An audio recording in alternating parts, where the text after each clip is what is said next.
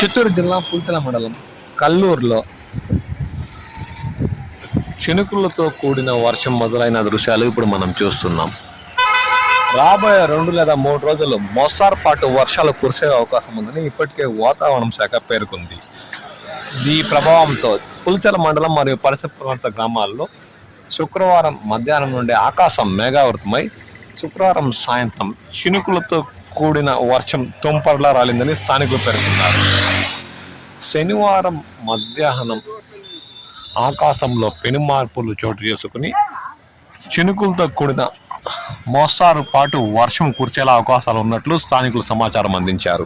దీంతో మధ్యాహ్నం 2 గంటల ప్రాంతంలో తుంపర్తో కూడిన చినుకులు కల్లూరు 4 రోడ్ల కూడలి పరిసర ప్రాంతాల్లో రాలుతున్న దృశ్యాలు ఇప్పుడు మనం చూస్తున్నాం.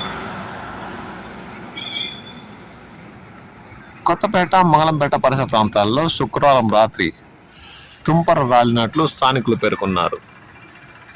రాబోయే 2-3 రోజులు చిత్తూరు, తిరుపతి, అన్నమయ్య జిల్లా పరిసర ప్రాంతాల్లో మోస్తారు పాటు నుండి తుంపర రాలే అవకాశం ఉందని ఇప్పటికే వాతావరణ శాఖ పేర్కొంది. అందులో భాగంగా చిత్తూరు జిల్లా పుల్చల మండల పరిసర ప్రాంతాల్లో శనివారం మధ్యాహ్నం తుంపర రాలుతున్న దృశ్యాలు ఇప్పుడు మనం చూస్తున్నాం.